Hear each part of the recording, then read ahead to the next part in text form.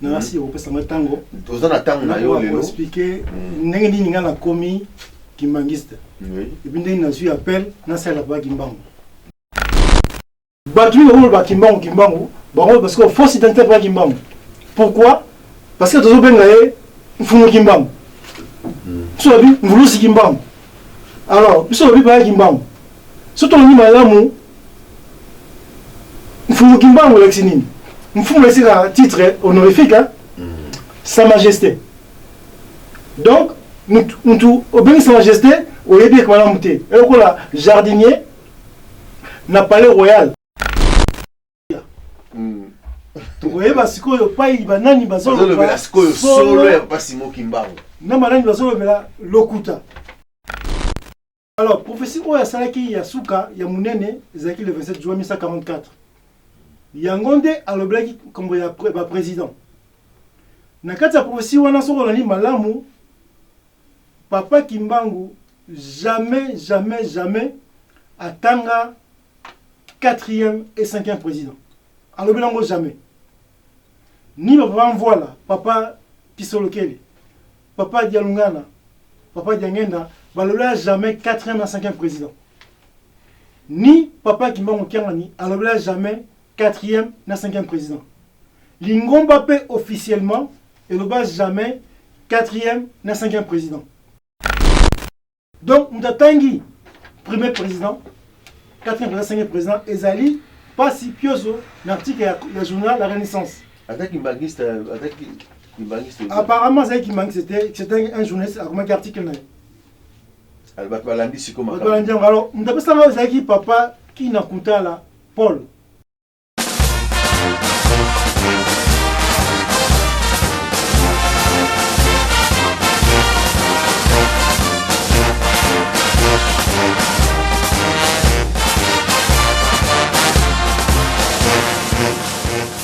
Balingami bana papa Simon Kimbangu kiangani mbote na bino esika nyonso bino bozali esengo mingi vraiment kati na mitema na biso bandeko na bino kati na radio télévision kimbangiste soki bozali ko kotisa biso kati na bandako na bino pona kolandaka ba émission oyo biso tokosalaka elingi kolobake bino bolingi biso mingi pe lokola biso pe tokolingaka bino mingi na ndenge bokokomelaka biso na ndenge bokobengaka biso na ndenge bokolandaka biso kasi lelo lisusu ngai ndeko na bino papa Lambert Makwemimo na ye epai na bino ndenge bokotisi nga na bandako na bino po ete tosolola masolo ngo ezali ya nani masolo monene ya papa Simon Kimbangu na masolo ya mokola lelo na yeli bino masolo nini tozali komona na kati na mokili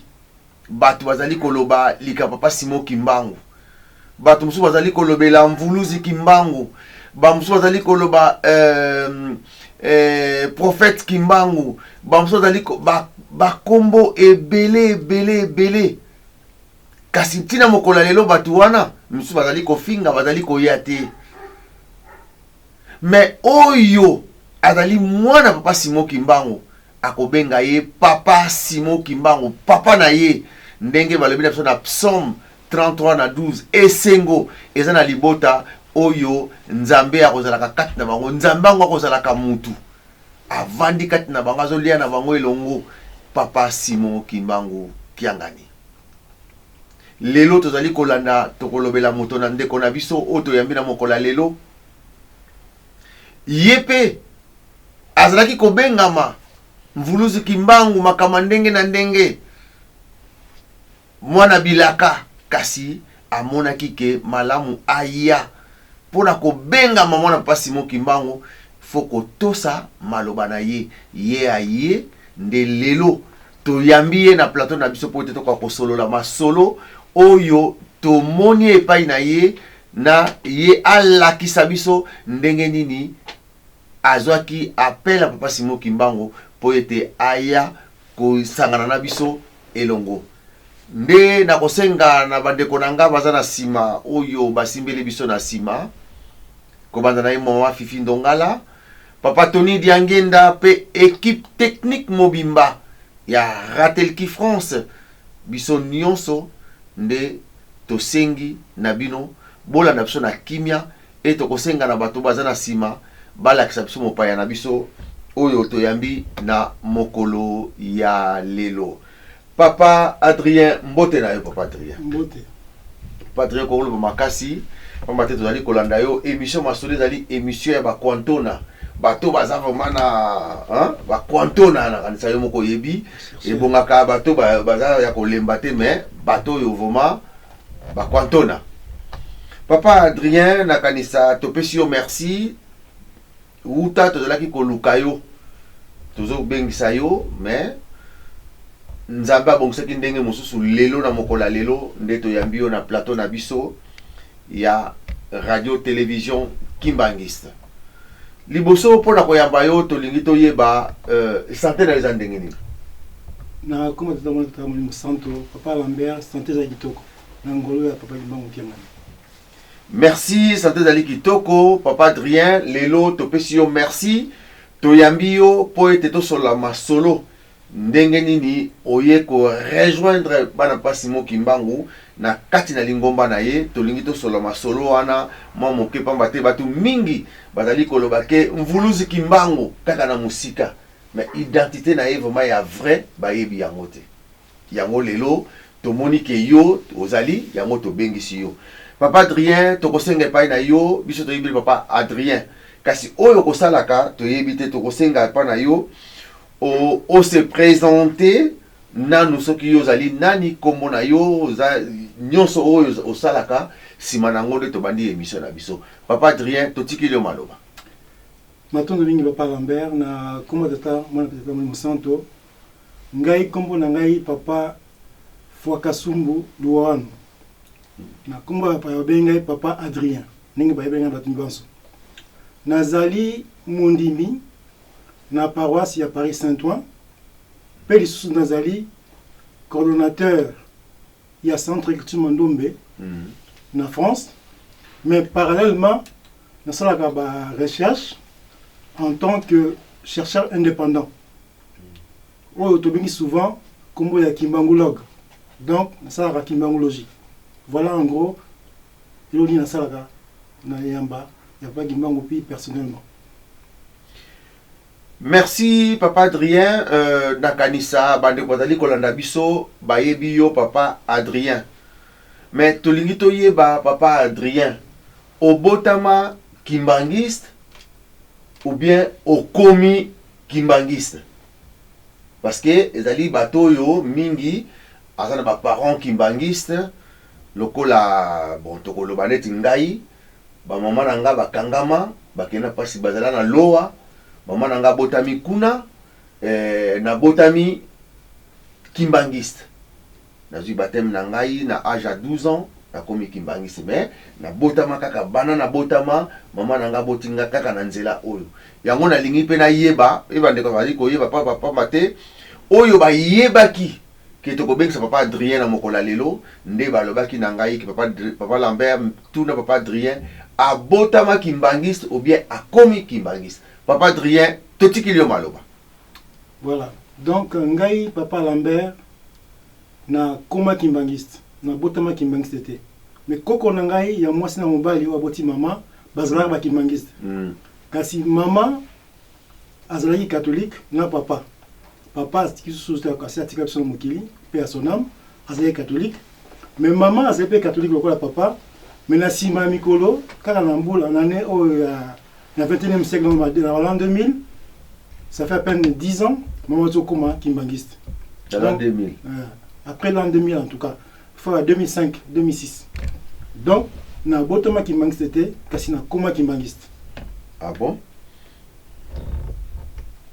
Mais tokomonaka yo ntango nyonso bato baza komona yo kokomaka makambo mandombe okoteli Kimbangiste na nsima ya mandombe ou bien ozwaki appel ya Papa Simon Kimbangu nde okomi Kimbangiste? Papa Lambert eza mwa molai moke na nasi kopesanga ntango toza na ntango na yo lelo expliquer ndenge nini nga nakomi Kimbangiste epi ndenge nazwi appel nasalela Papa Kimbangu ntango naza kokola nakolaka pa ya koko na lingwala koko azali kokende église kimbangiste na Bukama. Azotianga na kiti ya vélo, mec peut-être à l'âge de 7 ans, 8 ans, 9 ans, 10 ans. Atinga na kiti ya vélo, toke paroisse ya Bukama. Ceux qui peuvent na quand le fungo là, na Itaga, na Lingwala. Alors ngai lo yotina na Koko, parce que Koko a nini, ba boîte à sardine, ba golia, boîte à konfi ya golia, na ko na Philippines, bien Koko okene ko sambela. Na busi na porte bagage à vélo, toke ko sambela Koko. Donc ngai ka yega pona lalia comme quoi na ngai konfi na ngai sardine na zonga ndako. Pas maintenant à l'époque on a ya kala ba fin année 80, fin année 70 plutôt début année 80 et zalaki mingi kolia sardine boîte de conserve signe la pauvreté. On a mis là une banda, c'est pour que pique-nique. Mais na kati ndako nous kolia maté. Alors ngas ko la profiter na kutana ko na liaka et le kwana chaque dimanche. Donc na koli na pusani na comme vers âge il y a 12 ans, 13 ans. On dit qu'on a na sikoyo le ngé à quartier. Ko imiter ba baninga na quartier. On me coule ba catholique. On a couli catholique na baninga. On peut avoir ça la fête, c'est fête de salami, voto sepela. Quand on fait des salami depuis la couleur catholique na Kinshasa, na koto so église qui manque c'était. Les erreurs au Kenyan ti ba mariage, to ba ko ba baptême ya batu mususu. Mais ko semble que so semble la détine na poto. Na poto pe na kota ko semble la société catholique. Quand on va fête à mariage ba ninga, et ba mi to na bango, to ya bana ba kula ba bana ba cousin ainsi de suite. Alors tant on a comme sous na poto kaka, il y a grand famille na tout papa Simon. Papa Simon zalaki mutu kutana na mien, pour faire na mien na province. Quel papa Simon? Papa Simon doit tant que la mi-temps on expliquer na soit papa Simon nani. Tu es vieux Simon. Tu es la vieux Simon, quand on représente pas vieux Simon, vieux Simon t'a dit qu'il a na Kinshasa. Alors chaque samedi, on doit écouter pas vieux Simon, bazar au sola, maman politique. Nous soit pour contre Tshisekedi, nous sommes pour Tshisekedi, nous sommes contre Mobutu, nous sommes pour Mobutu. Alors vieux Simon le dit politique a bilo wana ba politique wana. Ceux qui votent qui mango libosote, Congo est en molongote. On a vieux Simon Tiangani parce que vieux Simon kaka, Congo est yaka. Vieux Simon. On a compris ça Congo. Parce que toujours quand vieux Simon vieux Siro c'est papa Simon qui manque mal. Non, pas du tout. Vieux Simon na cadre na province na mienne la France. Na France, voilà. Voilà. Sikoyo ngai pe na zolo bate na esika la poto. Natali kaka na yoki. 2 fois de suite na yoki. Quand c'est si na poto na mienne, na na France. Na île de France. Comme la île de France, nous sommes comme ça là. Pour ça, ressemble comme Goya. Si on a pris la Tongo dimanche, il y avait une émission dans RFI comme on a religion du monde. On a représenté dans Geneviève Delerue. Parce que la religion sont Mokili. Après la France 2, à partir de 8h30, il y a 12h, on va faire un chemin de la foi. Le chemin de la foi. Les églises dans la séquence, il y a plusieurs religions. De 8h30 à 9h, sagesse bouddhiste. Après islam, ils ont qui orthodoxia. Il y a l'église orthodoxe. Après, à l'origine Bereshit, il y a juif, judaïsme. Après, présence protestante, il y a protestant. Et puis après, les jours du Seigneur. Non, souvent. Mais ce qu'on a dit, il y a des bazar là qu'on a bon. Bisous de la religion de Ndengni. Mais comme toute la question. Chaque dimanche, dans la région. Donc, islam, judaïsme, bouddhisme, protestantisme et puis catholicisme. Comme tout le monde, tout ça, on a mon côté. Alors, on a Kinshasa en l'an 2000. Comme l'an 2000, à Kinshasa, tout ça, l'arbre géologique, on a encore biso. Tout ça, parce que c'est en Angola, tu es dans le Congo, et puis tu penses dans Mokili. Chaque chose, tout ça, l'arbre géologique, moi, c'est le Kati, le Pemi, en le Binangai. Et puis que pays Yozolaki, bon, bah, Congo. Ah, Coco. Nous trouvons ça mal monté. Comment pays Yozolaki va le Congo pour l'Israël? On a bêté en car. Est-ce que c'est ah, Adrien. Et puis que pays Yozolaki, à ce qui m'a tout le monde. Nabi, oh, Yozolaki m'a tout le monde. La monnaie est comme tout ça mal monté. Nabi, ah, je sais que Yozolaki m'a monté. Bah, on a hébreu. Comment on va gagner son dernier? Si c'est arbre géologique, la zone de Poto. Dans la zone de Poto, 3 semaines après, à moi, je suis allé à Ndago. Après, si j'ai revu Oyo, mais numéro OT, comme on a un black match. Quand on a revu Oyo black match, na taille na black match ba commis l'article oyo ba commis si Jésus était noir. Ah bon? Na kangi article oyo mais qui oyo même moi kala revue oyo par rapport au tout l'accent. Oyo même en 98. Notamment l'article là commis pas yezolaki baba ki Congo. Ba similitude entre Congo na hébreu. Par exemple balobi tonda na Kikongo na hébreu toda merci. Bana na Kikongo bene na hébreu enfant. Samba na Kikongo saba na hébreu jour de prière. On comprend l'été. Minu na Kikongo emuna la foi. Kwela na Kikongo kala na français na hébreu na français mariage. Visa visa mépris. On a dit ah le coco a raison. Na komeli koko ah mais si vous expliquez nga makambo oyo on va dire que non pas yezo zalaki azaki moto mwindo pe bazaki ko baki Congo. Koko akomeli ngai sans presser article oyo. Makambo komeli ngai ekokani ndenge moko na oyo ah. On a dit ah donc balobaka c'est que non monoko mpaka elumbaka solo kasi malobaneza comme la sagesse. On a dit donc tu es quitté. Na comme ça la recherche et ça dit que non na comme on ma revue on est sur l'accent. Dans la sombre revue na comme l'accent parce que ma conférence va tout le monde dans la poto awa. Ba géologue noir. Quoi ça l'Égypte pharaonique. Alors quand on a comme kende kuna na kudala ba Pierre Nilon ba Omotunde ba Gomez na zo na comprendre les neni mutu mundu abandaka mukili. On a ce comme Kimbangis non quoi. Voilà na Kimbangis c'était dans ça ba recherche sur l'homme noir. C'est na télé non la sur ba religion, mais moi dans la religion toi mon ba religion on a été. Et le christianisme bien ouais donc ba mde ba so. Et le protestantisme, et la catholicisme, et le bouddhisme, il y a bisoté. Sikoyo tanga wana to komi na ba l'an 2001 donc ça na Kimbangis. Papa Dadi Zola. Azali il est qui a papa Émile Zola na paroisse à Saint-Denis. Azali pe il qui a papa Nzaki to cousin papa Nzaki moi na paroisse à Saint-Denis à l'époque. Alors à l'autre sur papa Kimbang. Après c'est une cassette monatala il y a Mouta Doris. Nathalie quand papa Diangé na 97 na Kitona. Mais papa Diangé na 92. Ah Ndini mtu sa kufaki 5 ans après amona na mtu na Kitona. Les Kamusinga, bon, on a discuté.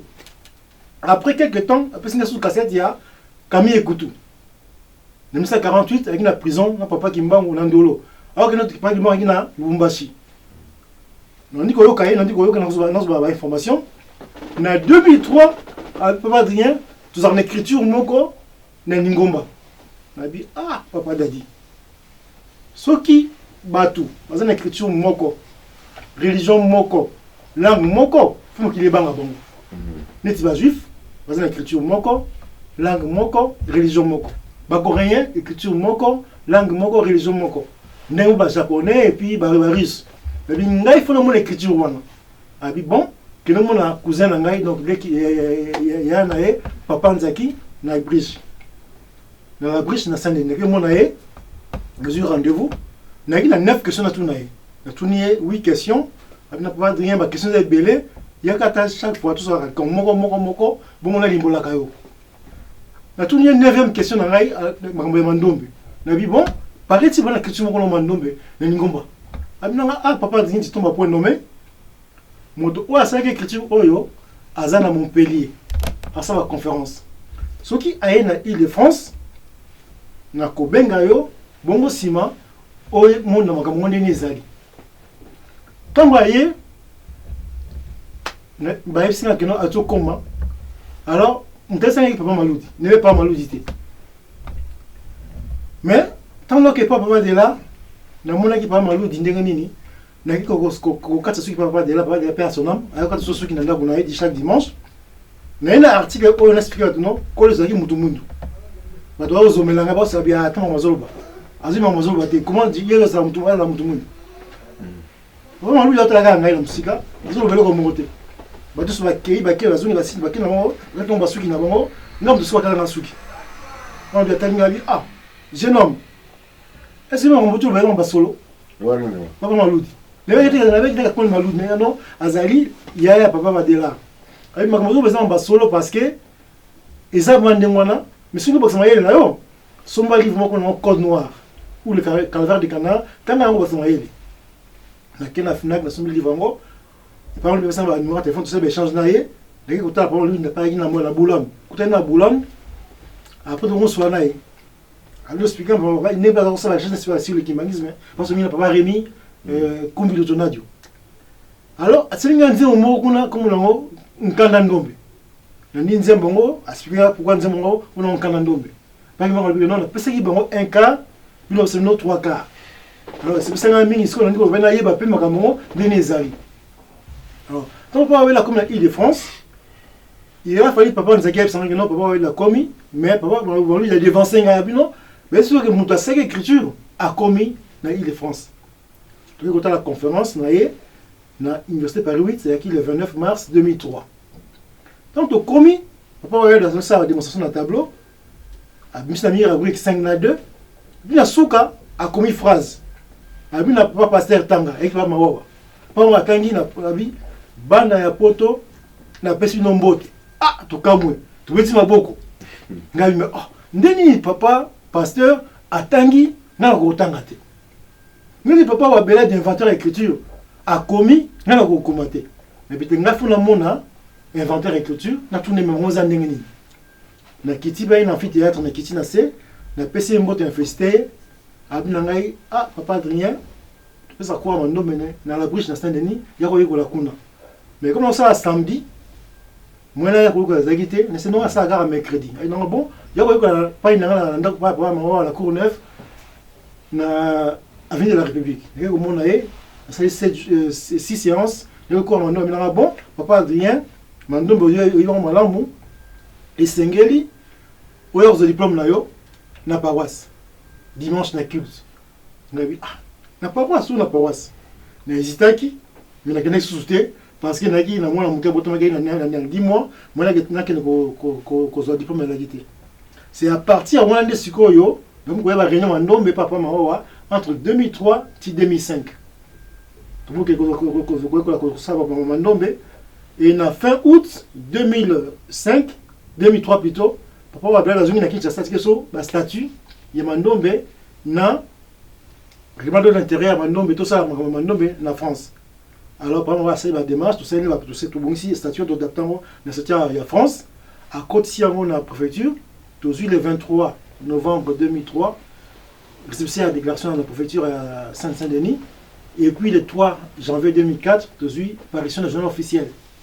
Voilà côté mandombe ndengwana et plutôt comme en 2005 en mars tu vois qu'on semble la paroisse pour la la fête en Ndombe n'a pas entendu ça de ça pour Malou dit commis pour le ça discours devant la kimbangiste on doit y manquer c'était là si assis discours on a tout qu'un absorbé et en mai 2005 bah oui pour dire faut tout semble là faut faire ya koloesu ah koloesu mois de mai mais lui koloesu à bout de mois de mai na ils vont sous à bout de mois on papa dire ngana et bon par curiosité il y a ensemble dans la commune ensemble la Saint-Denis quoi que ensemble la Saint-Denis na kota kala na mona kala na entrée vieux Simon a passé un bon de boss boni bo vieux Simon oh Yonan na bino to na prononce na mia abia bon Yonan na ngali ka Jean-Claude na Alexandre abia les bio abi voilà qu'est-ce que je vous disais na mia papa qui m'a dit botia di boso mosko bakanga na mutambo habité ngaité et ba grand frère d'aiko ko douter ngala la royoka vieux Simon na ngali papa Simon ntiangani oh tous arane na Saint-Denis. Touti. C'est lui qui disait à mes grands frères que non, bon, on va gimbam. Alors, on dit matin, tout un aïe, ce qu'on a parti, ce qu'on a compris mon bébé, et puis, dans ce rendez-vous, on a un peu semblable, il va bébé, on a ça la recherche.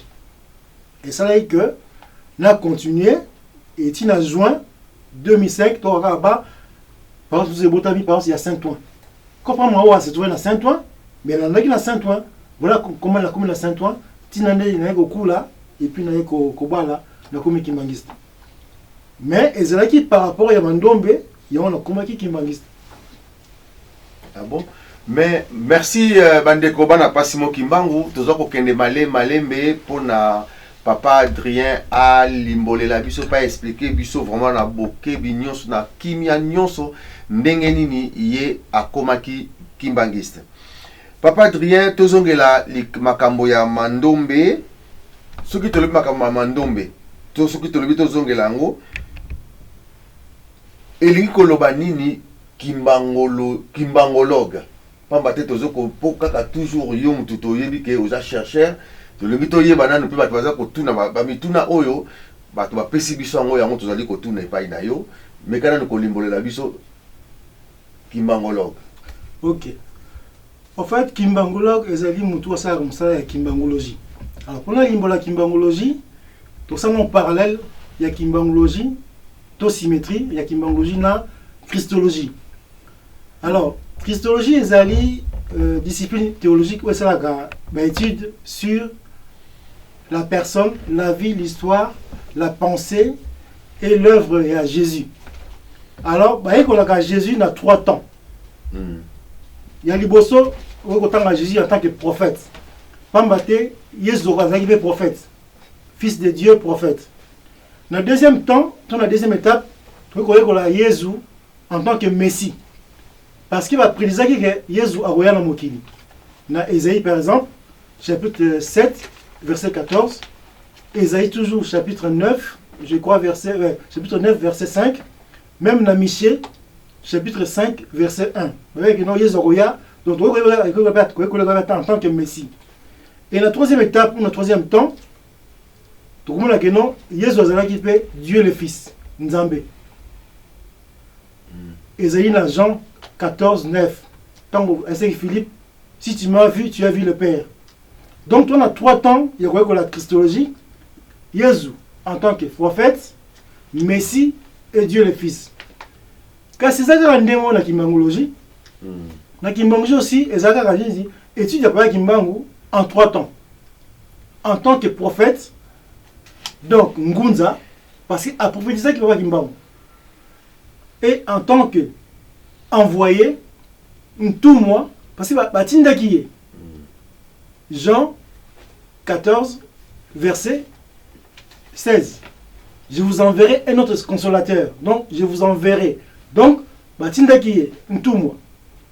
Et puis, troisième étape, en tant que Dieu le Saint-Esprit. Donc, Jean 15, verset 26 à 27.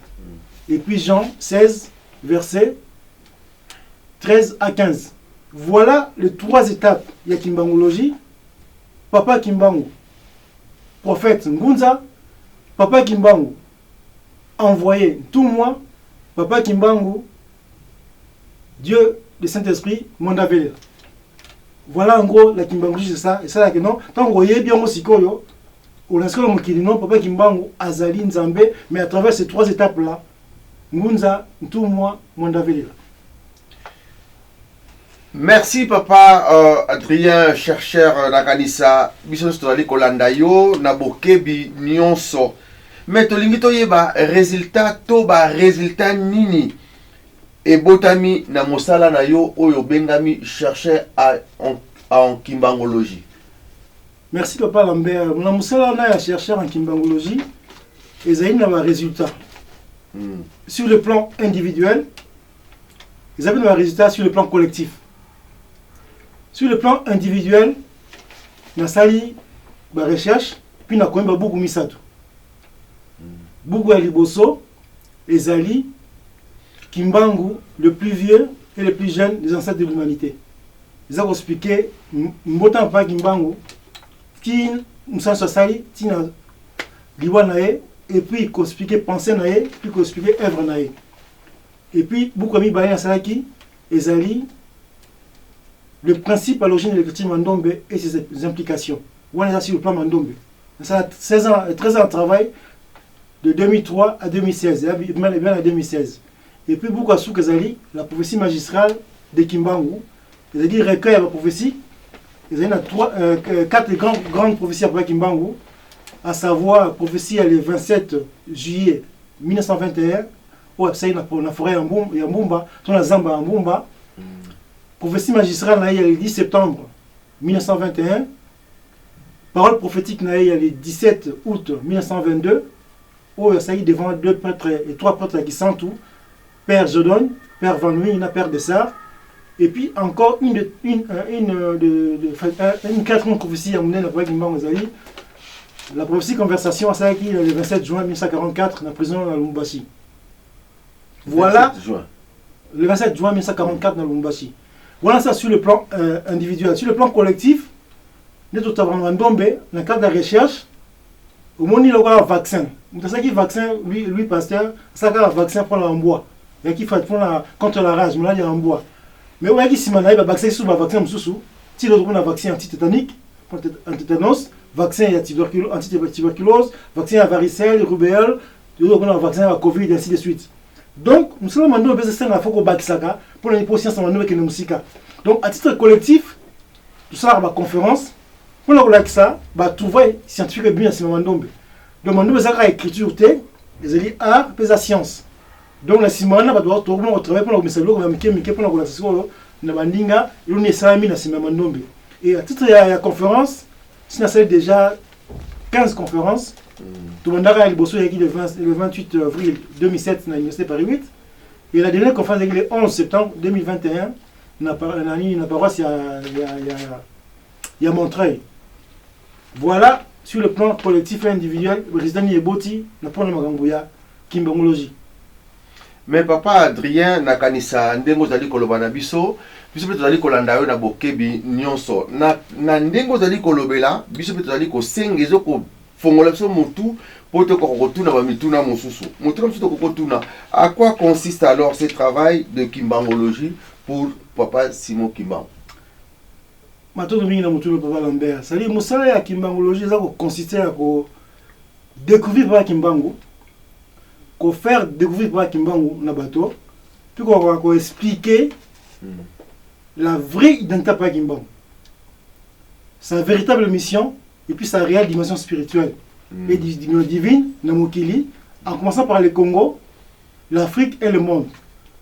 C'est pas tout ce monde là, les lots bateau ba Kimbangu par-ci, Kimbangu par-là. Faut que ça comme ça la vraie identité par Kimbangu na Mokili.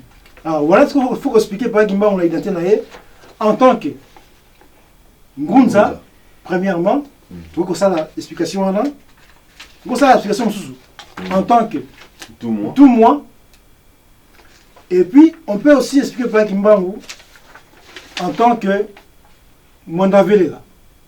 Alors surtout si qu'on expliquer en haut et que ça nini, tu vas expliquer ce que le Mokili, papa Kimbangu qui était un homme, il avait sa pensée et pensée dans les bâti œuvre.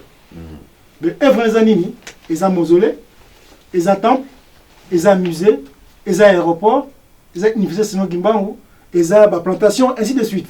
Voilà en gros en quoi consiste le salaire de Kimbangu. Pour expliquer mon lien à Kimbangu.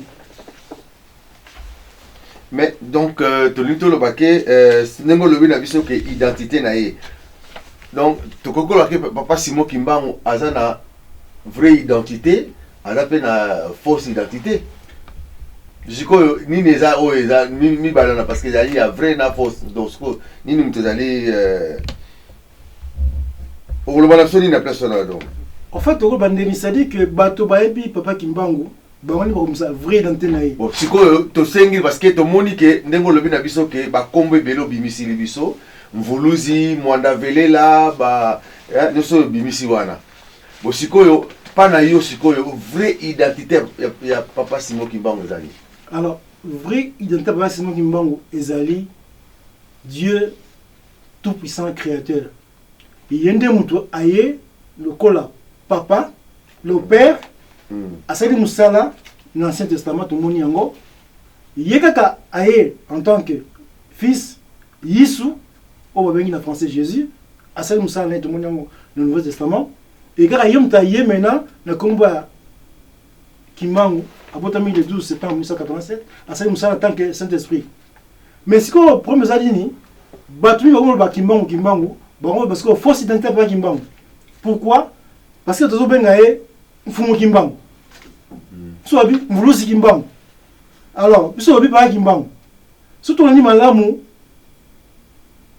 mfumu kimbangu lexini mfumu lesika titre honorifique sa majesté donc mutu obeni sa majesté oyebi ko malamu te eloko la jardinier na palais royal akobenga roi nani sa majesté si roi leki kataka matiti ya bongisa ba fleur abenga ah sa majesté afukami roi leki donc ayebi roi te cuisinier pe ndenge moko asali cuisine na ye si occasion zali akoti na salon tibo na salon pour roi alia si occasion zate major dame azwi biloko ati na salon roi alie donc cuisinier pe na roi sa majesté donc fumu ça veut dire que ayebi bien te mais mwana ya roi na palais royal akobenga ye papa pamba te mwana roi ayebi secret ya roi ayebi papa na ngai to bana ya roi ba prince na princesse et que papa mikolo aotanga livre boye na chambre na ye na table na chevet livre boye to yebi batanga papa parce que soni ni code secret na ye ya coffre fort so ka zetu fungoli to zombongo to zo diamant to zo or papa tika testament so ka zetu to zo testament pona to ko mettre en pratique testament na ye wana donc mwana ya roi akobenga papa roi parce que ba secret ni surtout mais jardinier akobenga ye mfumu yango so bato ba mfumu kimbangu so ni malamu ba yebi ba kimbangu te parce que suki na nzela yebi dante na ete yango so ni ba la force identité ba kimbangu donc un kimbangu la femme c'est que vrai identité ba kimbangu azali nzambe parce que ayebi secret na ye yebi to la testament na ye mais ba ko le peke ya nzambe mingi ba le baki aza pe nzambe donc que ba yebi lo kaka parce que ba kaka pour loba mais au moins kanga avocat ba mfumu kimbangu so bi mvuluzi mais mvuluzi aussi so tali malamu les termes ba kimbangu boya na tribunal batuni na Amadeo de Rossi juge italien abi na est-il mvuluzi abi non c'est Jésus-Christ qui est le sauveur donc mvuluzi en tant que sauveur ezali kolo yesu mais nga na ye kosala mission na ye pour la libérer peuple na ngai donc kolo yesu ay ko vuluza yo ba ye mvuluzi ay ko sauver sauveur mais pas kimbanga yaki ko kula donc ay ko libérer to ko benga par exemple nkudi mutayi ko kula papa kimbangu mvuluzi mutayi ko vuluza donc so otangi na malansanda alobi j'ai été envoyé pour libérer le peuple du Congo et la race noire du monde donc papa kimbangu ay ko libérer biso ko kula biso ali nkudi mais surtout tu as une indépendance, indépendance, on peut dire aussi pas qu'il marche dans Voulouse, dans le sens que si tu as une indépendance, donc à sauver biso de l'indépendance. Mais sur le côté de la profondeur, à ça vraiment voulosité. Alors un coup dit, parce qu'on coule la biso, qu'on libère biso. Voilà pourquoi, banzo a la fausse identité, bah on a voulu si fumimba, on va y vivre maté. Faut à la moine, faut à la prince, ouais bah secret pour bah non papa n'a rien wana. On a besoin de papa la ningomba. C'est le secret pas kimba. Donc bato bato ko benga ba mvuluzi ndenge tozali comme on appelle le na mokili bon mokili il y a des bateaux mususu sans pidère bandi ko finga na épée papa zolo bilali mabe pona papa Simon Kimbangu donc bato na so zolo ba mona baza ba prophète mais histoire pas Simon Kimbangu ba yebi amote ndenge yo sali ba recherche na yo pour être ko découvrir vraie identité papa Simon Kimbangu. Mais papa siko tontoloba na ba livre o uti ko koma oyo livre moko o regroupe ba prophétie de papa Simon Kimbangu. Ngai natangi livre wana oyali la prophétie magistrale de Kimbangu. O regroupe ba prophétie na yenyonso. Na lingi na ye ba pe bato bazali koloba na kati na mokili lelo. Likambo yo oyo bato bazali kolobela il y a 4e et 5e président. Est-ce que depuis le côté de l'église kimbangiste va déclarer officiellement que le prophète pas Simon Kimbangu est là qui n'a 4e et 5e président. Mais quand on a kolimbo la chesi kana po ete batiba kwa koyeba po nga banda nazali awa na kat na lingomba na yo kité prophétie wana il y a 4e ou 5e président. Mais le col a allé chercher dans l'équipe na yeba est-ce que na ba prophétie na yo ezali ndenge nini pona ko regrouper ndenge regrouper yango likambo ya 4e et 5e président. Merci Papa Lambert. Nous avons tout à l'heure Papa Kimbangu a ça 4 grandes prophéties. On revient à 4 prophéties majeures. Prophétie à Forêt en Bouma le 27 juin 1921. On va gagner au Kangama, donc le Musika, nous ceux qui na zongi 2 mois après beaucoup d'indépendance. On a la prophétie en Bouma. Après, à cette prophétie Moussou, dans ça un résumé, il y a Manansanga. On va libérer Bino, na race noire Moukili. Bobo Samalanga Mindele, ainsi de suite. Après, à cette prophétie Moussou, le 17 août 1922, dans la prison, il y a 3 prêtres catholiques, il y a Toumba, prêtre Jodogne, Dessart, Navanouin. Alors, prophétie où il y a Souka, il y a Mounene, Zaki le 27 juin 1944. Il y a Ngonde à l'Oblaki comme il y a président. Dans la prophétie où on a Malamu, Papa Kimbangu, jamais attanga 4e et 5e président. Alors, jamais. Ni papa voilà, Papa Pisolokele, Papa Dialungana, Papa Diangenda, balola jamais 4e et 5e président. Ni Papa Kimbangu Kiangani, alors jamais 4e et 5e président. Lingomba Pe officiellement, il ne jamais 4e et 5e président. Il se pourrait que un Kimbangiste ou bien un non-Kimbangiste a le 4e président et 5e président. Voilà est Libango. Donc officiellement, Lingomba Nabiso et le jamais 4e, 5e président, ni premier président. Narolimbolango. Ce qui est dans la prophétie, il y a le 27 juin 1944, il y a aussi une erreur en soi, ça va 17 juin, il y a le 27 juin, il y a le 17 juin. Tout le monde n'a pas Kimbangu à l'Obibo, il y a une prophétie conversation, il n'y a pas Kimbangu dans la prison à Lumbashi. À l'Obibo, dans ce cas, paragraphe, une question. À propos, qu'est-ce que vous appelez indépendance? N'est-ce pas un rêve? Comment demanderez-vous l'indépendance et comment l'obtiendrez-vous l'indépendance? En vérité, je vous l'affirme, je m'adresserai aux anges qui, à leur tour, transmettront à mon Père. Ils me le diront et moi, je vous l'accorderai.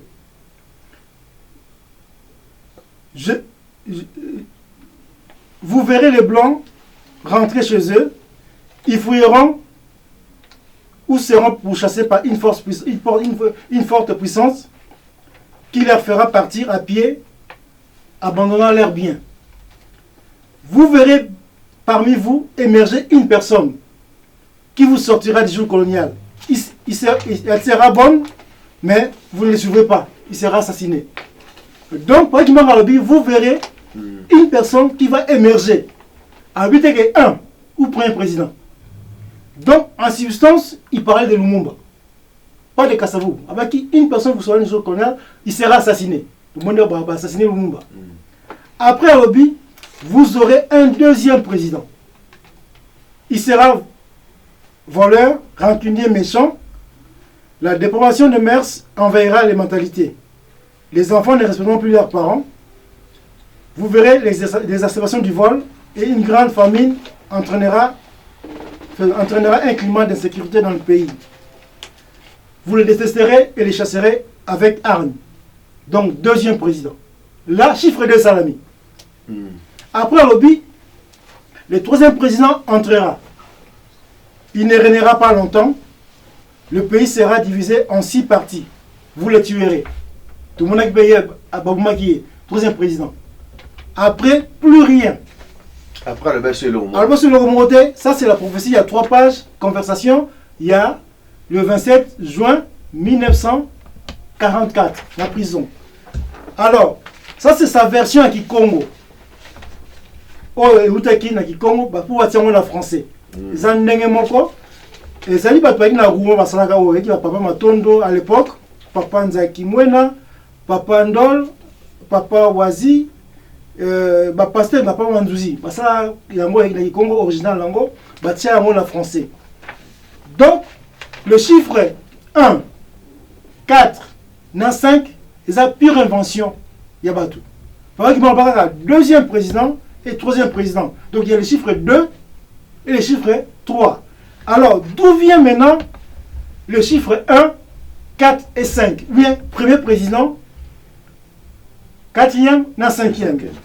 Ezali article moko et bimeki na Congo, article à journal La Renaissance, numéro 645, du mardi 22 septembre au 5 octobre 1998.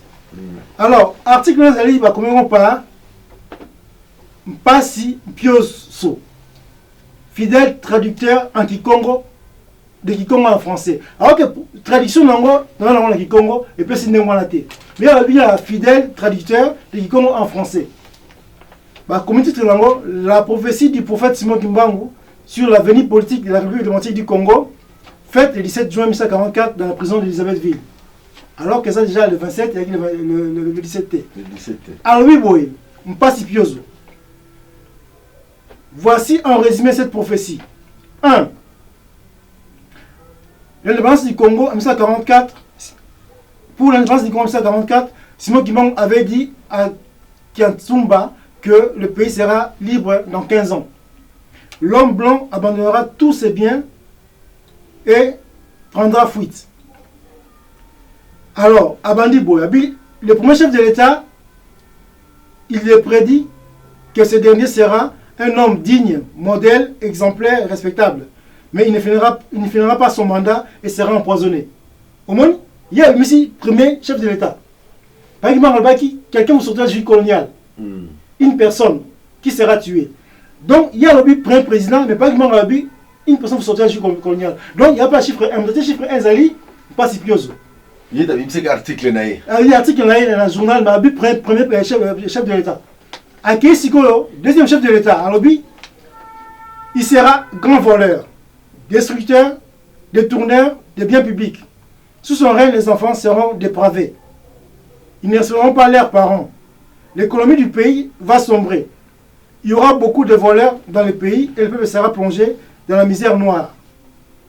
Ce président-là sera totalement rejeté par le peuple et sera chassé au pouvoir.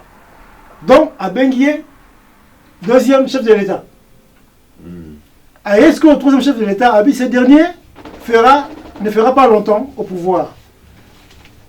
Sa mauvaise politique divisera le pays en plusieurs parties. La criminalité sera au rendez-vous. Il y aura beaucoup de voleurs et détourneurs de biens publics. Lui aussi, comme le second, sera rejeté par le peuple et chassé du pouvoir. Akei, Alobi Sikoyo, quatrième et cinquième président. Le cinquième président sera un chef d'État très calme, discipliné. Il aura une tâche très difficile pour regrouper le pays et mettra fin au foyer des tensions. Il sera aidé et il aura beaucoup d'argent plutôt pour construire le Congo, qui sera dirigé avec probité. La sécurité sera au rendez-vous. Pendant son règne, le Congo sera prospère.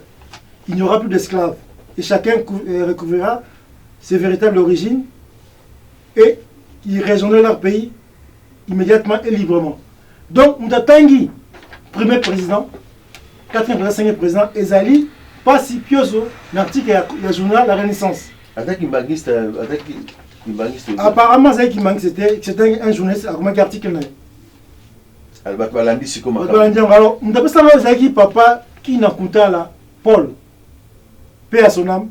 Après ça, un article, papa dit, tout ça, je vais comprendre le logo.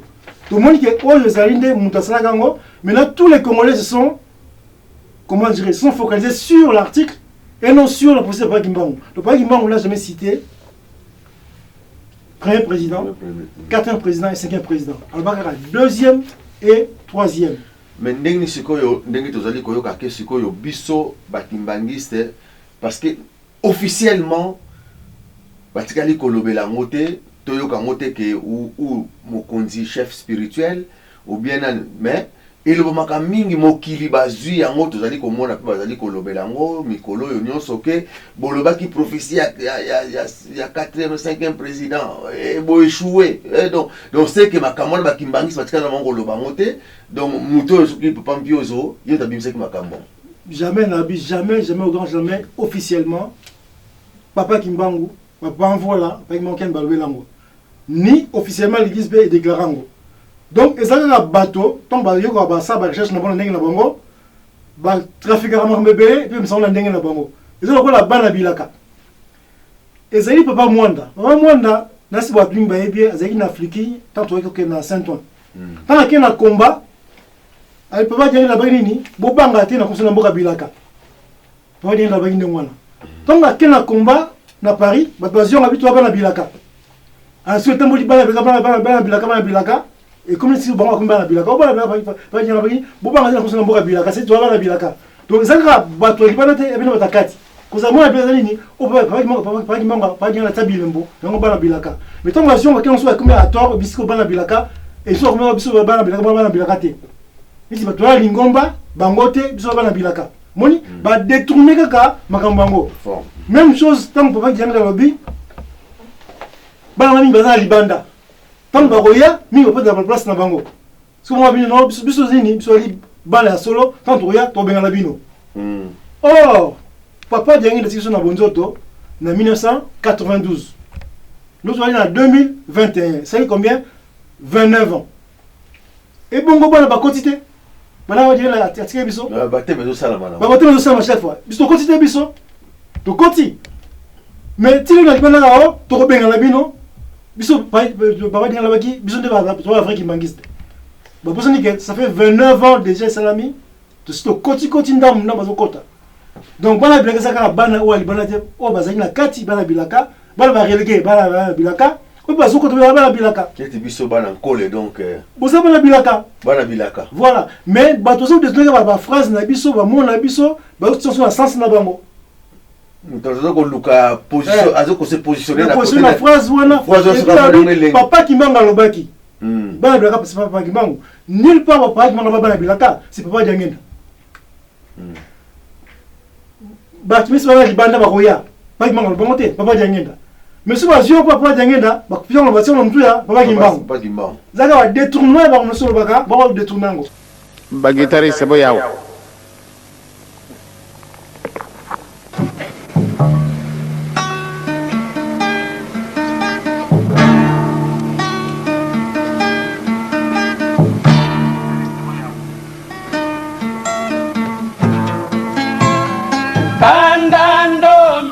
Kanda wansibu Anzanto koka kuveni Kanda ndombe kanda wansibu Lusele Anzanto koka kuveni Ni wazo laba Kekatemba Masinge Afrika wabaka na muta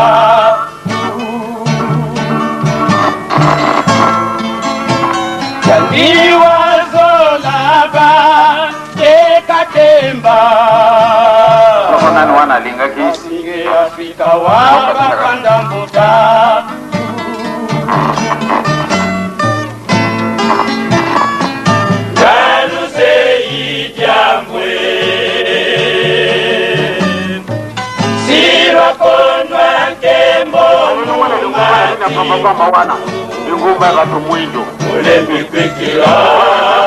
Azali mutu nani? Muntu mwindo. Otalepa mutu ayekoli mingi benza. Sadiri soko salba etude kuleka yo. Ezali débordé. Ozali kuyiba disutu makambo ozali kusalate.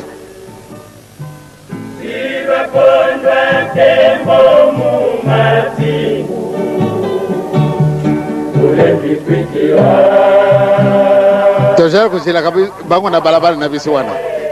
Mwaya kuleka susu izalite. Tokokote na ganda balabala na biso.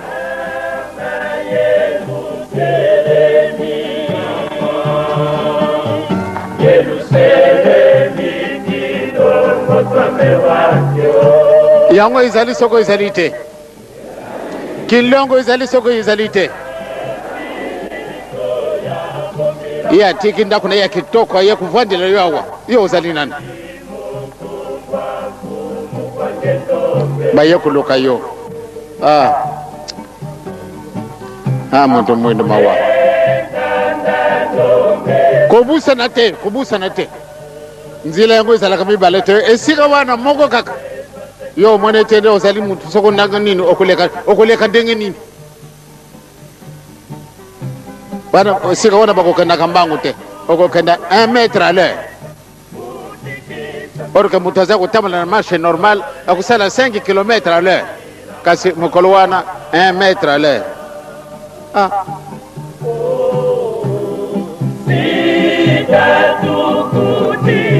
yangu anaza kutia bino isika nazana elikani msimususu te pati nazala mutu munene wana te nga naza kutia bino isika mo kontina izali pati to sepela ngai na yo bolingi mo sepela soko bolingi te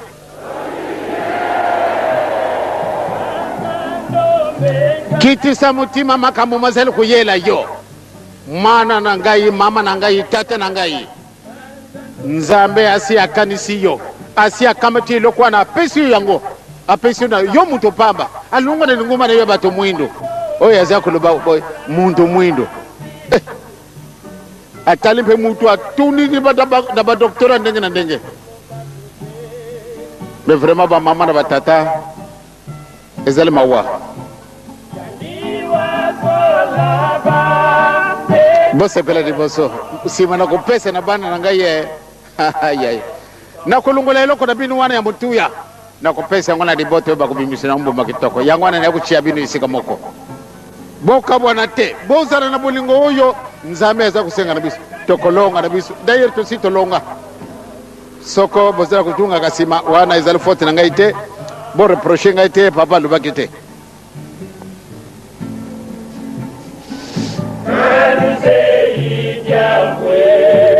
bobusa na wana te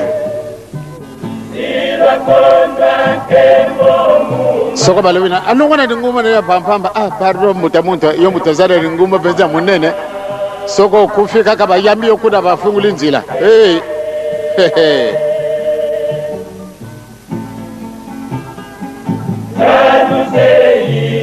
tika na bango basepela tabu toko sepela ekumi ndenge mususu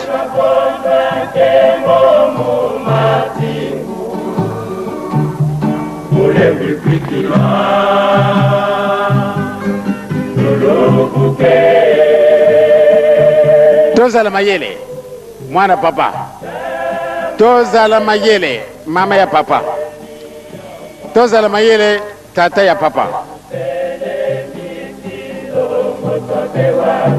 eloko moko ezangi ezali te bayokoloba na yo yesu azalaka africain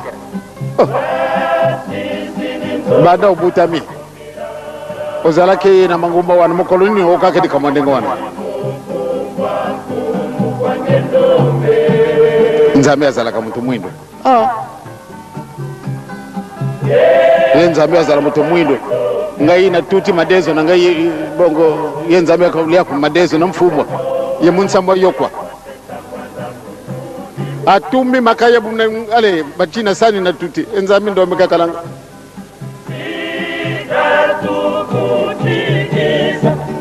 bobanga na bino te ba mama tokosala nini tokolonga na biso tokosala nini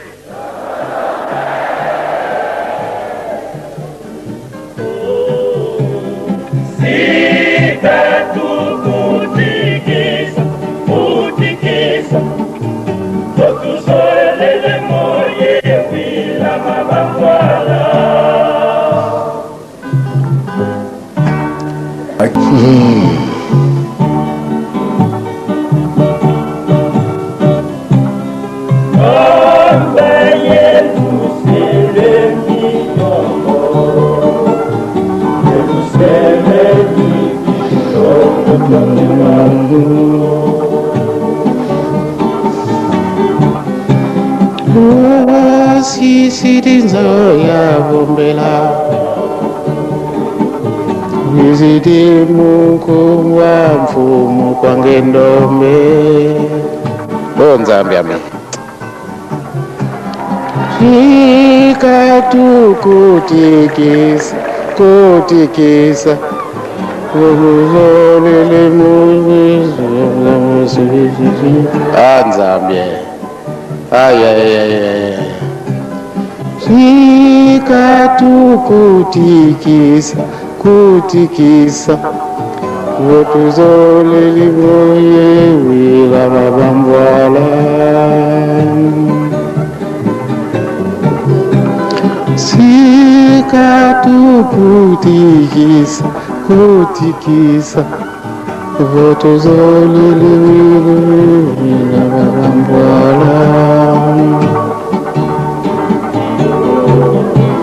Shika tu kutikisa, kutikisa.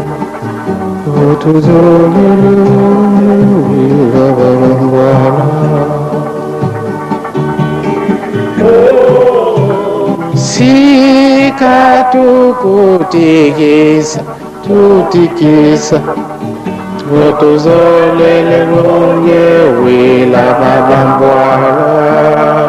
Mais si comme papa Adrien nesika no kolimbisa nga na kati mo maloba mo moke banani oyo bazali kolobela ya solo na banani bazolobela lokuta siko na percevoir. Ah, papa Lambert, moi c'est mutuna mo ya mutuya. Tokoyeba sikoyo pai banani bazolobela sikoyo solo ya papa Simon Kimbangu. Na banani bazolobela lokuta. Omoni papa Lambert ozala mwana. Soki obi na mwana sombelo lipa. Obi Tobala comme mon voilà.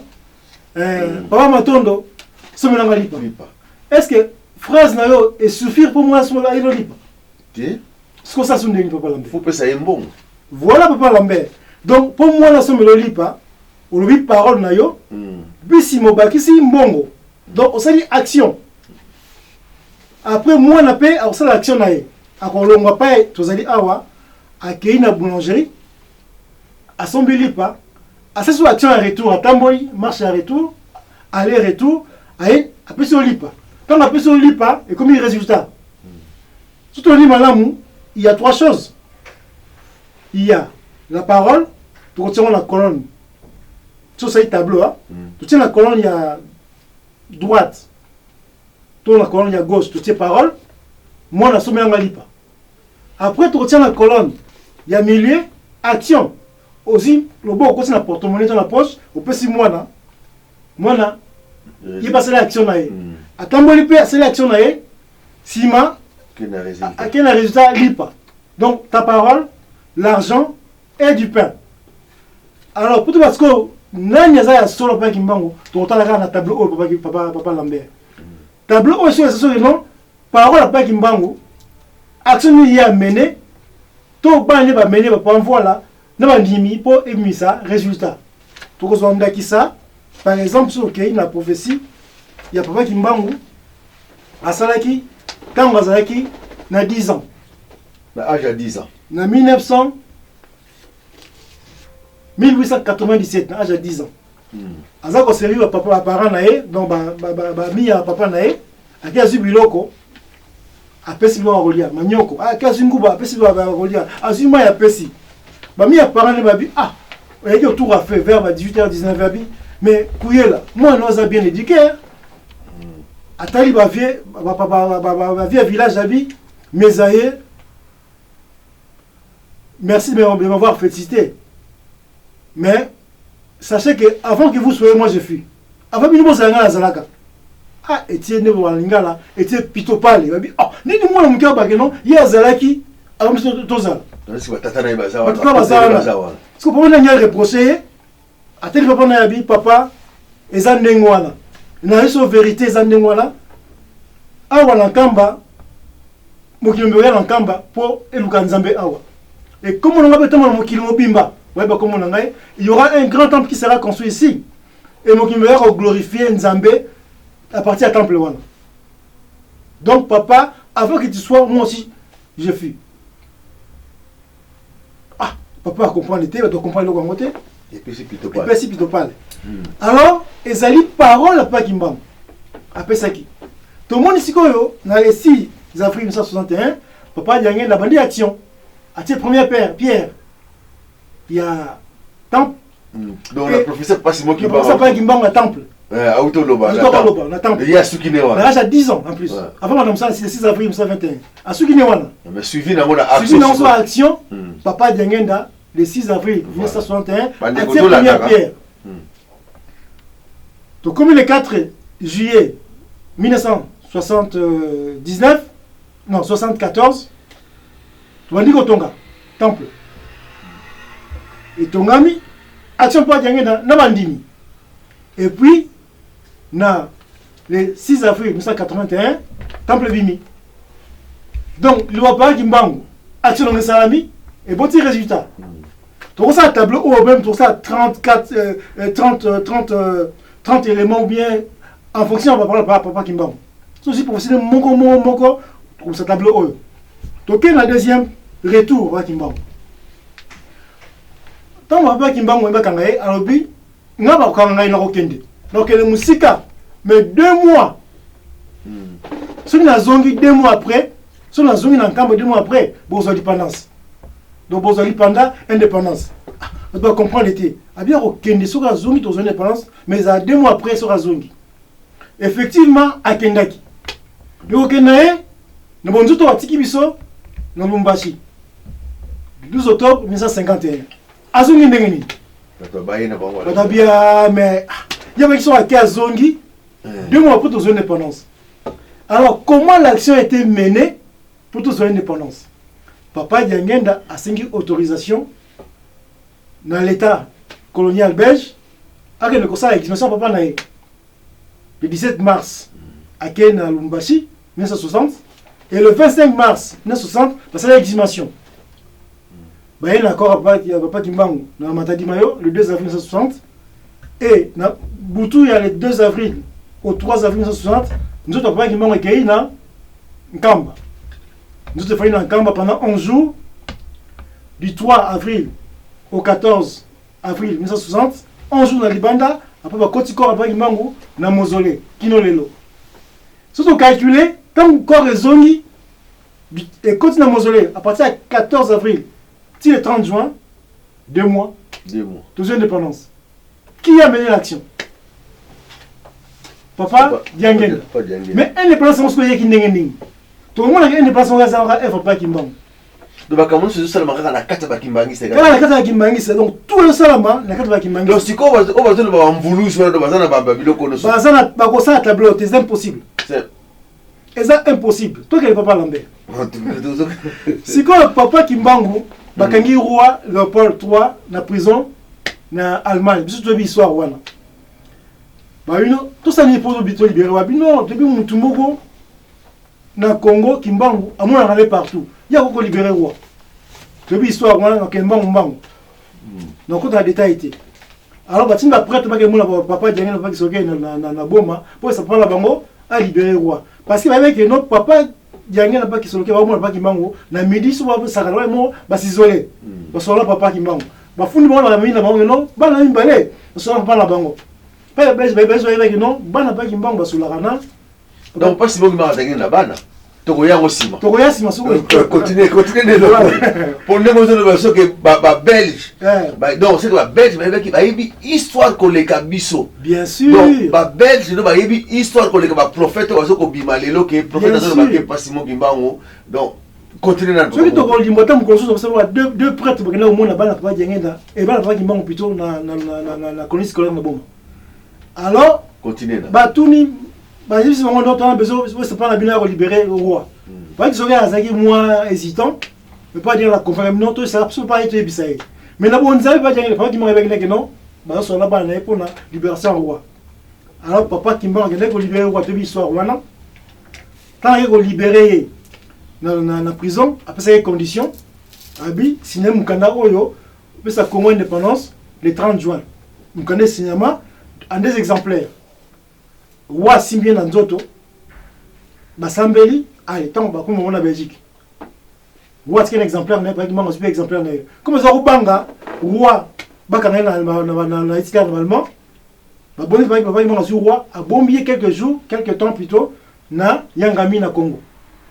Mais Papa Kimbangu a zui, Mukanda wana, pour assigner un roi belge, exemplaire nae, a pessimistement mouille. Dans Kamabi, batela Mukanda Oyo, ce qui va dans la colis.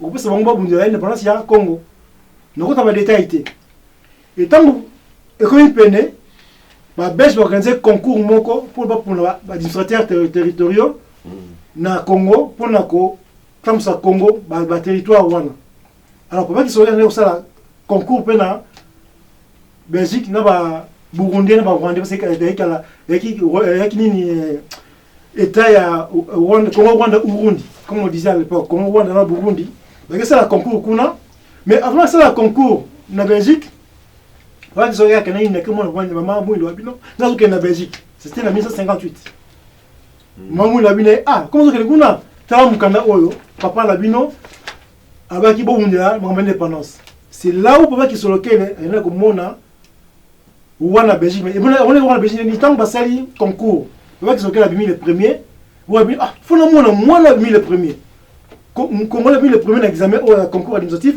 eza nani bino eza papa kisolokele mwana ya Kimbangu wa invité bakutana ye et papa kisolokele a profiter non voilà ezaki mwana ya roi o ba na prison kwa ina prison ki roi Léopold III mwana ki sko na 58 ki roi Baudouin sinon voilà quand on a papa na yo roi Léopold III asina mukana papa na ngai pour na yebisa Congo voilà mukana yango yo yo za exemplaire na yo bo ce sont indépendance voilà bina tu na ba conseil na ngai na tu na cabinet na ngai sur les andengini wa zo papa qui sera bino pas question abi comme yo boy mais papa qui manga omunsa bino bitumba wa boyaki ko appliquer lettre o papa qui manga signé ça qui est signé papa ya roi Baudouin. Qu'est-ce qui s'est passé quand la mingité na 59 le 4 janvier bitumba o papa qui soit venu c'est qui roi Baudouin yango yaki ba pandi ba belge ba palangani na sola mikusa maki na Congo ba belge ba na Brazzaville soit palangani aller wa monika geno le bango azuba nouvelle wala partie ya Telex à partir le 8 janvier le 13 janvier a engagé processus d'indépendance à Congo. Tout gagne indépendance à Congo. Toi, tu as processus d'indépendance à Congo. Déjà ici que non papa Kimbangu a été libéré, papa qui est roi pour s'occuper document accord parce qu'il pour l'indépendance. Le papa Kimbangu a besoin de l'indépendance. Mais ce que l'on sait et c'est que sa caution d'indépendance, pas il y a maître Coquet a besoin de l'indépendance. C'est papa qui paye la caution d'indépendance à Congo et pas il y a avocat la maître en ordre de Croquet. Donc, le paiement, il y a indépendance, c'est Papa Diangenda. Donc, l'action aussi a été menée par Papa Diangenda. Après, si Papa qui s'occupe d'un bon non, que les coups n'ont pas mettre coquet, puis c'est un bon pour la caution de dépense à Congo. Et Papa qui s'occupe de la reçu, il va penser qu'il va mettre coquet. Il semblerait que reçu, on les a toujours dans le Kamba, on retourne dans le musée. Voilà l'action qui a été menée par Papa. Mais entre-temps, si Papa qui s'occupe, il réunissait en politique dans la bombe, dans Tchela, pour l'indépendance. Donc, les traits Congo, l'indépendance dans la Bango, plus Pindi, Kassavu, l'indépendance, ça Abako et créer le mouvement pour l'indépendance à Congo. Et puis, l'indépendance, la date où le pays qui manque, roi Léopold III en prison, et ça veut dire que non, indépendance, c'est un effort qui manque. Donc, alors, parole naïe, papa qui a mené l'action, papa qui se a mené l'action, il va mener l'action, et puis la scientologie, indépendance, c'est un effort qui manque. Quatrièmement, troisièmement plutôt, tout le monde tant que Kimbangu, par exemple,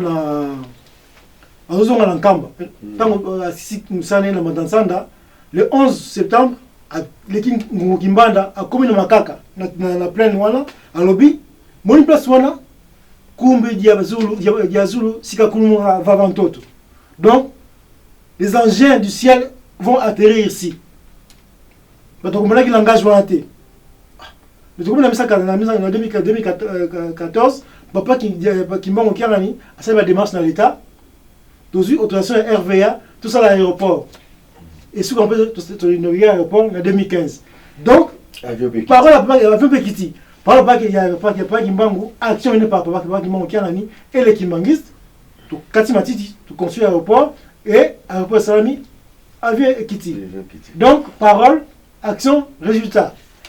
Pour nous dire 4e exemple, les langues belé, les alinini, Pakundungu, Mur et Mandombe. En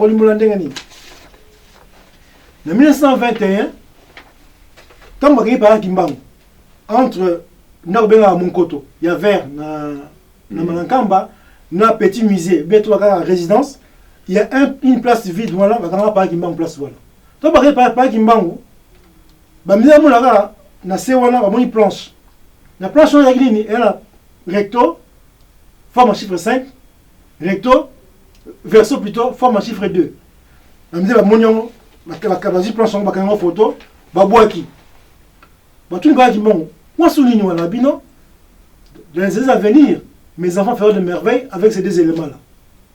Bah comprendre l'été, par exemple photo bois qui yango. Photo yango yo na planche wana na recto. Forme en chiffre 5, na verso forme en chiffre 2. Mais na 1978, na Kinshasa 1978, par exemple ko mona na pa Benadio, kaka bilongi balé wana c'est la belge. Avec ce Kimbangu à travers mur à briques et papa va plutôt à travers mur à briques. Papa va ce que c'est le momi balé wana, à cette écriture mandombe. Donc, Botami Mandombe. Donc, parole pas Kimbangu. Pas qu'on nous pèle à travers cette photo. Pas Kimbangu soit yémon, ce soit action. Action pas pour appeler de mur de briques. Pas pour la mission de mur de briques. À mission d'écriture, Mandombe, résultat. Voilà ce qu'elle est, c'est que non. Boito la rabotion pas Kimbangu. Pas de la triptyque Oyo. Action, et parole, action, résultat. On est sur le solo Yabatu, au baby Kimbangu Yango Wana. Auto solo pas, basé action té, basé en résultat té, kaka mvuluzi mfumu, mais il y a rien, aucune structure fiable, aucune infrastructure. Tu m'as quand même vanda papa Simon Kimbangu, neto papa Simon Kimbangu. Donc vanda pas ya biso bana neto benga papa. Pas ina biso, pas ya bana nae, pas ya prince nae. Donc si ko ba oyo bazo ba mvuluzi mwanda vele la do ba pese kaka kombo kaka donc pour kaka bazo bombo makana sima mais bazak mana parole té action té na résultat té. Parole bazo lo ba bazo comprendre parole ba tanga té. Ba tanga on ba na tsana mais ba expliquer la ndenge na bango. Parce que action ça la maté. Ndasa action ya yimo ba action na ye. N'est la indépendance. Bandi action na ye. Nous mandons bien bandi action na ye. Moi je ça action na sima na ye. Donc action ni pas Kimbangu ça la que qui met ça la tongo ça action. N'a raison qu'il doit s'amuser. Acheter Kimbangiste. Maçon yemo ba action na ye. Musu ko na biso ça action na ye. Alors papa la bini sommet la ngalipa.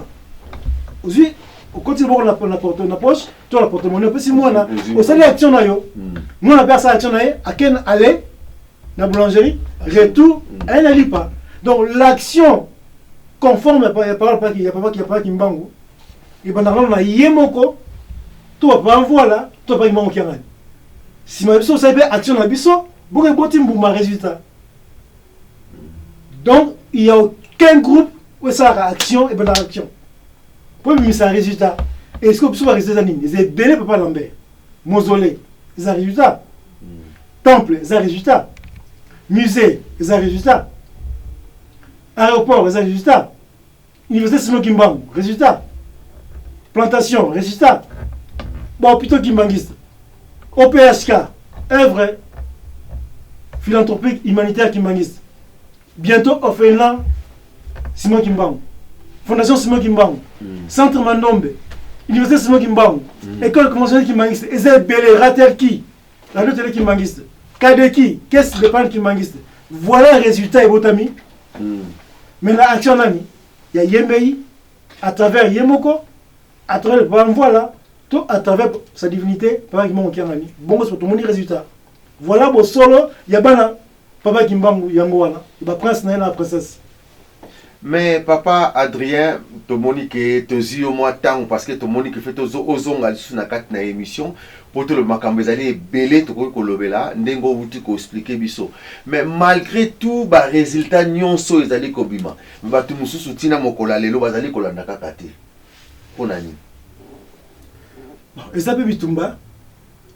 Papa tu ba kala mingi était 6 milliards contre 1 milliard. N'est-ce pas là monsieur comme papa. Donc le mokili oyo 6 milliards abat bazali baza nzambete. Ba mutsaga ba nzambe. Yango esenga na biso to ikampiko to continuer misa to sala pour to l'accès encore davantage. Mais ce que nango ba komona bana ba résultat ba yana moka papa ba lombe ba yana bongo. Na yebi tumeza yana ka posa bitumba. Yana mamoli mo fait. Bazo mutsaga papa. Bazo bunsa papa. Vous savez pas la papa. Parce que bazana résultat te. Ils ont à mon côté. Bon, bandeko bana pasi mokimbangu na kanisa, papa Adrien, tango ezali obele tango na moni na simba ça so signe pour na dans la télévision. Et tant que chercheur, ozali ko landa actualité ya mikolo de mikolo yo, to moni vraiment nzambe moko ndire apemisi makambo yo. Po ete mutu nyonso prophète, évangéliste, chroniqueuse, bato ndenge na ndenge, ba combattant, bana bilaka, bana mvuluzi kimbangu, bana même bana oyo et comment ki lokola maladie moko boye ya kofinga ka papa Simon Kimbangu kiangani. Yo étant que chercheur na ba recherche nous ozali ko sala. Papa Simon Kimbangu kiangani pona ya zali nani. Papa Simon Kimbangu kiangani pona ngai azali nzambe molimo santo. Là tu bengi la divinité. Mais to mona ngo wapi? To ko mona ngo déjà na prophétie de Mondansanda. Papa Kimbangu alobi un longi viendra avant mon retour. Tout le monde a autant temps à Mondansanda. Dans la lobby du Bossoabi, continuez à lire la Bible. À travers ces écrits, vous arriverez à discerner les actes des gens qui vous ont apporté ces livres. Et les principes écrits moraux contiennent ces livres. Il faut que le voleur soit saisi par celui qui l'a volé. À Bakissi, un long qui viendra avant mon retour. Alors, long Yangazanani. Long Yangazanani, c'est 33 ans et enseignant. Parce que long est ici enseignant. Instructeur. Il nous a enseigné avant son retour. Donc, Azonga. Ça, c'est le premier point. Deuxième point. Le 1913, pas qu'il m'a rentré vers Mbangangungu, Azoya, Akutani, na Aminae, Dissueme. Et comme il dit 18h, Moulier Koti, il y a 1915 plutôt, 1915. Et Moulier Koti, pas de dans le but, et papa, pas il m'a dans le but, il a dit, c'est maintenant qu'il y a dans Kamba. Ah, non, mais Moulier Koti, ami, Kundi, là, awa, aucun lobby, habité. Non, là, atteint la Kenda, et bon, comme le Kenda, j'ai absolument le mot mouké. À côté dans la case, nae, bah, il bassine, moi, c'est la banane. Azuma régime la banane, ah, c'est pas Kimbangu. Tant la bimi, ah, moi, pas Kimbangu à ce bouteille de colo. Ah, tu n'es pas Kimbangu qui est. Abi, na kei côté la moi, c'est un boti moi, na moi, la zole là. Oh, il est lié. Azuma bimi, papa Kimbangu à Zandoki. Abouti de quoi kei.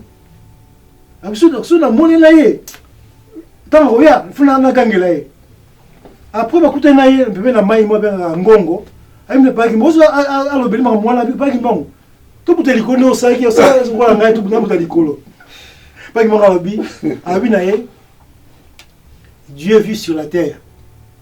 Il parle et il mange comme tout être humain.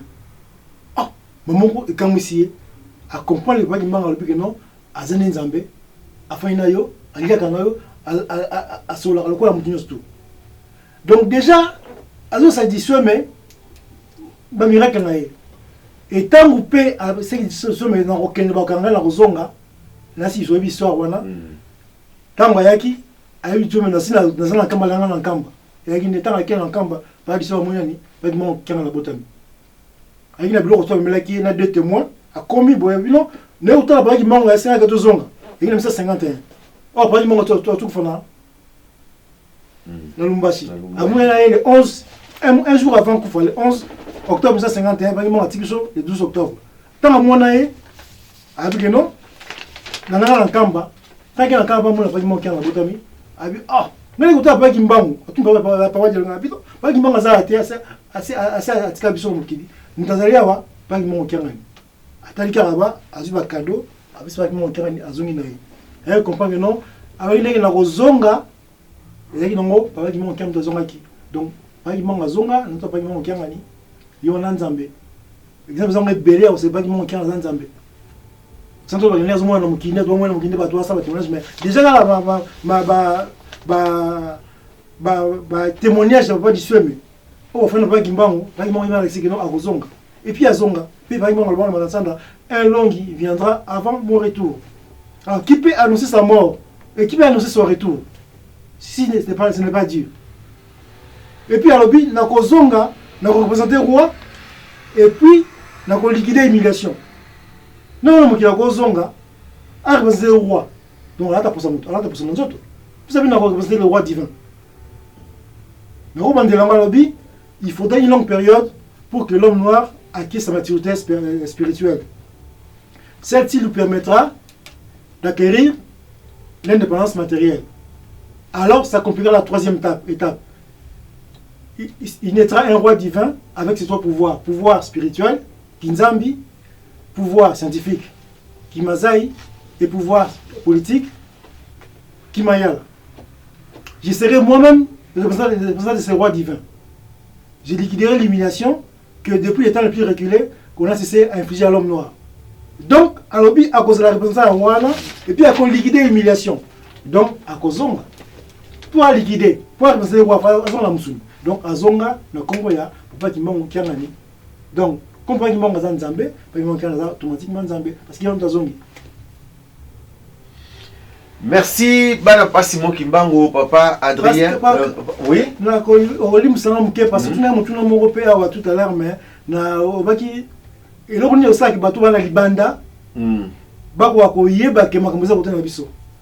Surtout na ni malamu na ngomba na biso. Tuzana biloko mitano. Ko surtout bimission malamu. Même bato zokanga mvuli fumu ngimbango ba yana bon kaka. Ezali horloge. Ezali calendrier. Ezali fuseau horaire. Ezali frise chronologique, ou bien la ligne de temps. Et puis Ezali boussole.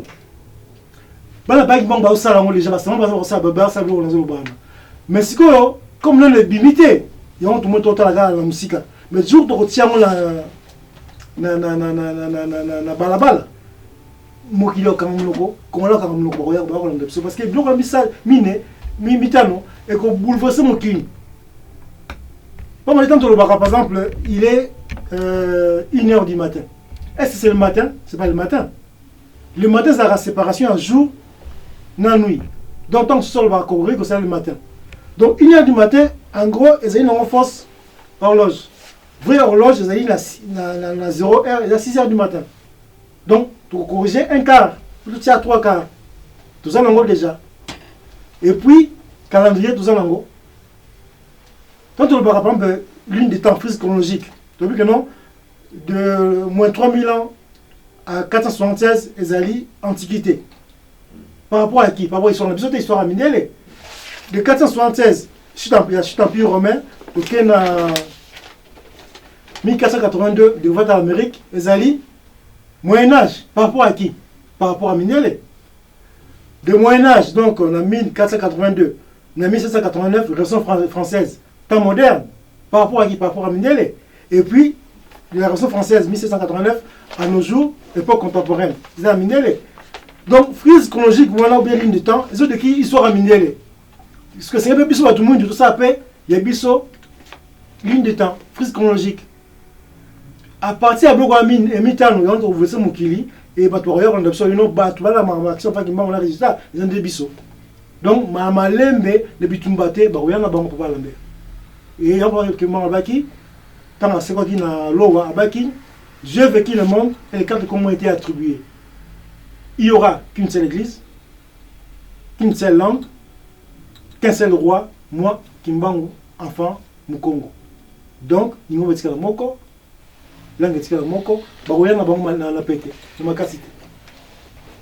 Merci papa, cher papa Adrien. Tant sur le banayo eza ya sukate pa mate to bengi sa yosu na émission. Likamoko boyomoni ke oyo ngana tuni to ko loba. Tutiki le malo. En tout cas, les cambo vraiment ya kolobeza ngote na senga na bato nyonso omi basana libanda bandeko na biso ba congolais bandeko ba indo bazala vraiment attentif na auto sala ba comprendre auto sala bazala lokola tozarate biso bato biso iso likamba mo rejeté basala lokola basala ba mindele ba japonais so abi likambo Mondele azaka zwi likambo atali.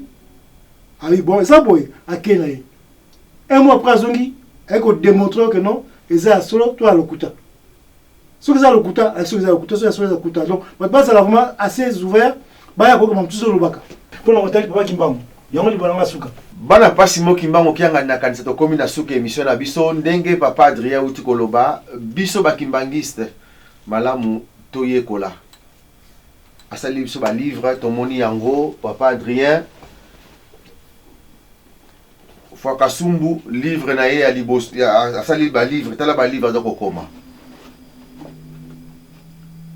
Elingi koloba ke makambo azali kokoma soki toyekoli yango tokoyeba vrai histoire ya pasi mo Kimbangu. Pe bandeko na biso ba prophète oyo bazali kolobela lika pasi mo Kimbangu. Prophète ya botami na 1964-68 azolo papa Simon Kimbangu abotate papa Simon Kimbangu nzoto na ezalaka na ba Belge bakangango papa Simon Kimbangu tatana yazali Katange abosani tata kuyela malwezi mazolo bakela ba Katange yango tozosenga na bino bandeko na biso botanga ba livre ezali nango ebele de connaissance papa Adrien auti ko komela biso soki totangi waza na besoin nango abenga biso ba livre ezali nango awa totanga toyeba iso na papa Simon Kimbangu nde na kati soki totangi toyebi vraiment mozindo papa Simon Kimbangu atolobi kozali mwana bilaka po finga ekozala na yo pasi likambo tokoko bakisa réalité malamu tokamata papa Simon Kimbangu tolata ye tokote na kati na bandako na biso tokomona ba changement ba merveille ya ndenge mosusu ezali belé o papa Simon Kimbangu azali kosala kasi mpona mokolo lelo tomoye toloba na bino mingi ete pamba te ntango ezali obele ntango topesi papa Adrien merci. Merci. Vraiment merci équipe Mobimba, équipe technique Mobimba Ratelki France P na motambo sinabiso le DG Christian Konzo to pesio pe équipe Mobimba Ratelki Mobimba mokili Mobimba to pesio merci mingi et na ndengo lobiso le kamandombe to kosepela mingi tout le monde a un plateau on va nous pesa biso kura mandombe na plateau pa mate bandeko bazali kozelango po baye kola yango po na pa mususu bazali te so ke na mvuluzi Kimbangu ke nekuta ngo ezate ok na mwanda vele lo kende kuta bango na ngote mais soko ye pa ya bana bazako be papa Simon Kimbangu bana na ye wana tata na biso nde okoya kokuta biso ba biloko nyonso na ezali ndenge uti koloba parole action na résultat ezali kaka pe epai na biso to pesi bino merci et to pesi ba ndeko na biso bazali kosunga to pesi bino vraiment merci mingi merci ya mingi na bandeko na biso ba responsable ba paroisse bino nyonso esika bozali topesi bino merci mingi pamba te tozali komona na moke papa lobaki tozali komona ba résultat ndenge lobaki ke parole action na ba résultat tozali komona ngo et surtout mama Wivin Dianzenza kuna na Stuttgart papa fidèle kuna na paroisse à Saint-Ouen vraiment topesi bino bato bazali belé topesi bino ba merci mingi et bandimi bandeko na biso so bandimi bana papa Simon Kimbangu kiangani na paroisse de bozali topesi bino merci ezalaki ya bino papa Lambert Makwemimo na lisunge mama Fifi Ndongala papa Tony Diangenda pe équipe technique Mobimba ya Ratelki France topesi bino merci nzambe azala na bino abattre la biso pour être toujours kokende na fin de l'année 2021 ezali kosila malamu abattre la biso alongo la biso maladie oyo ya coronavirus ezali kosala biso pandémie oyo ezali kosala biso pasi na kobanga mais mwana pasi mo Kimbangu kobanga ngote mabondeli nde tokolonga ba maladie nyonso oyo tika ete kimia ezala kati na mabota na bino pe kimia kati na biso nyonso na kombo na bango misatu ya bule papa Kisolokele papa dia Lungana papa dia Ngenda Kuntima na papa Simon Kimbangu kiangani topesi bino merci botika la malamu merci papa Adrien.